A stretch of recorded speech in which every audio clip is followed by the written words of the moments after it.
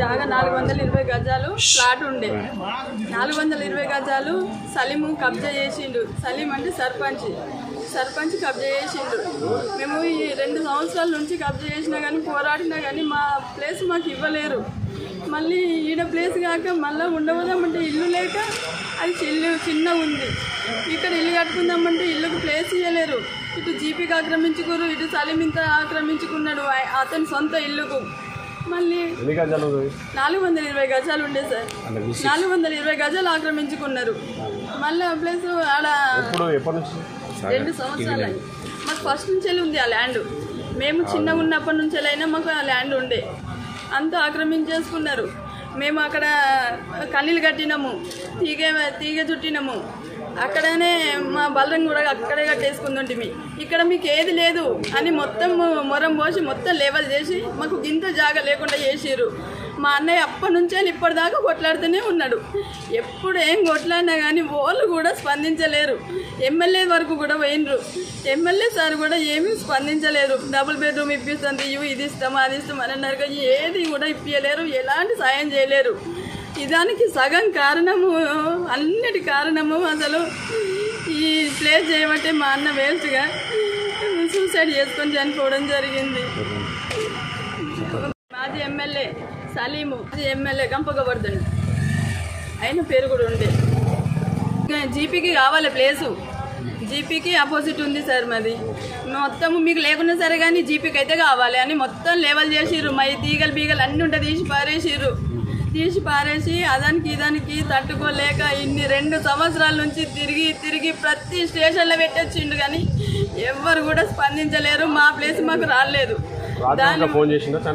చనిపోయేటప్పుడు కూడా ఫోన్ చేసిండు, 100కు డైల్ చేసిండు, అందరికి టైప్ చేసి పెట్టిండు, అన్ని గ్రూప్లలో షేర్ చేసిండు. ఇదే ల్యాండ్ విషయంలో సర్పంచ్ సలీము ఈ గొంపగవర్ధన్ కూడా నిర్లక్ష్యం బాగా చేసిండు అని చెప్పి కూడా అన్ని టైప్ చేసి అన్ని చేసి పెట్టిండు. సూసైడ్ చేసుకోవడం జరిగింది. ఈ కారణము మాకు 3 ఎకరాల ల్యాండ్ ఉన్నది కొత్తకొండ వెనుకాల. అయితే ఆ ల్యాండ్ మేము చేసుకుంటే అది మా పట్టనే ఉన్నది. కానీ పక్కన ఉన్నోళ్ళు మాకు అద్దెకులు కావాలని కొట్లాడుతూ మా అన్న మీకు పోరాటం చేస్తున్నారు. ఎప్పుడు ఎన్ని ట్రాక్టర్లు వచ్చినా అన్ని ట్రాక్టర్లను కేసులు చేస్తున్నారు, ఇలాంటి గ్రూపులలో షేర్ చేస్తున్నారు. అసలు వీళ్ళు ఎవరు దున్ననిస్తలేరు. ఆడ ట్రాక్టర్లు వచ్చినా కానీ ట్రాక్టర్లను దున్ననివ్వకుండా ఆపేయడము, గ్రూపులలో షేర్ చేసి అసలు మీరు ఇట్లా చేయకండి, మీరు దున్నకండి, అసలు వాళ్ళకు పుట్ట వెంకటయ్య బాలచంద్రం వల్ల చేనులకు అసలు దున్నడానికి వెళ్ళకండి, ఒకవేళ వెళితే కనుక వాళ్ళకి ఫైన్ పెడతామని చెప్పేసి మా నడిపి నాన్న పిల్లలు పుట్ట సీను, పుట్ట బాలనర్సు, పక్క దాసర్ పెద్దలు, పుట్ట రమేష్, ఈ 4 అడ్డుకుంటున్నారు పొలం దున్నని.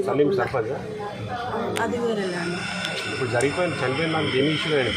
ఈ విషయం 2 విషయాలు సార్. ల్యాండ్ ఉండే 420 యార్డ్స్ ఉండే.